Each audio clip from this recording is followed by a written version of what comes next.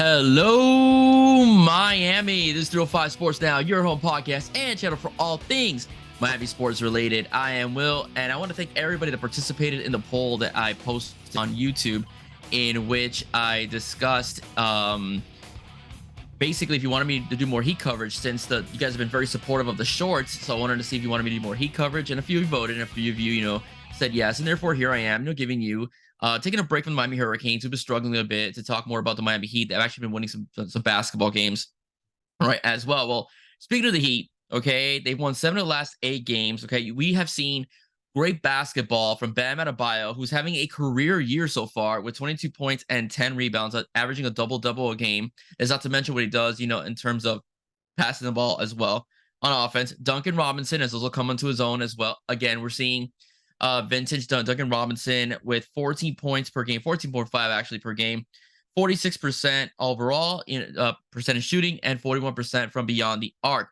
But the person I want to talk about today is Jaime Jacquez Jr., right? Jaime Jacquez Jr., yes, the guy in the thumbnail.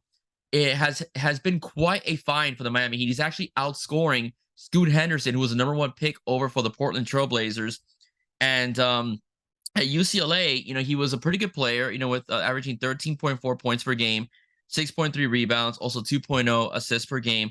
But he's really done very well for the Miami Heat. Now, the scores, the points I'm going to go over right now don't indicate, but what he's done as far as rebounding, defense, his presence on the court has made the Miami Heat team look very, very good.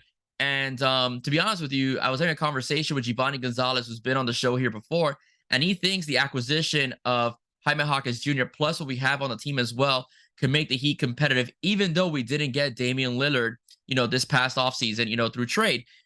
He might be right so far, okay? Averaging almost 9 points a game, 3.4 rebounds, averaging almost 50% from the field. This is a kid that just got into the league, and he's averaging almost 50% from the field, which means he's very selective and very good and opportune when taking his shots. Now, this is what I find outstanding about Jaime Jacquez Jr. He's averaging 31 points, 31% from 3 overall. On the road, he does better with 40%. He shoots more lights out from the 3-point line on the road than he does, overall, possibly even at home. Now, 2 standout games were against Charlotte, 17 points and 5 rebounds, and against the Hawks, the Atlanta Hawks, with 20 points and 4 assists within the game as well. Now, the interesting aspect about Jaime Jacquez Jr. is who he models his game after. It's kind of interesting whenever you hear players talk about, who they pretty much look up to in terms of their game. You'll hear guys like Steph Curry, you hear Giannis, you hear LeBron, as well. You might even hear D. Lillard, as well. But very few guys actually mention Jimmy Butler as a hero to them, as a role model to how they play their basketball game. So it is phenomenal to see that Jaime Jacquez Jr. has adapted his style to fit more of like what is a Jimmy Butler. Now, where I think he has a bit of an advantage over Jimmy is that he's already a bit of a better 3-point shooter so far. I mean, I don't have the numbers with me. I could be wrong. If I'm wrong, just feel free to tell me. But he's probably a better 3-point shooter his rookie season, percentage-wise, so far than Jimmy Butler was, right, as well. But the defensive intensity, that's Jimmy. The ability to get dirty and get rebounds, that's Jimmy. The ability to be selective with your shots and score, that's also Jimmy. So what a great combination to have a guy with Jimmy Butler's work ethic to be drafted to the Miami Heat to make the Heat team better. Can they beat the Bucks, in a 7-game series? Can they beat the Celtics in a 7-game series? That is something to tell. But this team, we know for one thing, Erik Spoelstra is the best coach in the NBA. I'm sorry, I don't care what anyone says.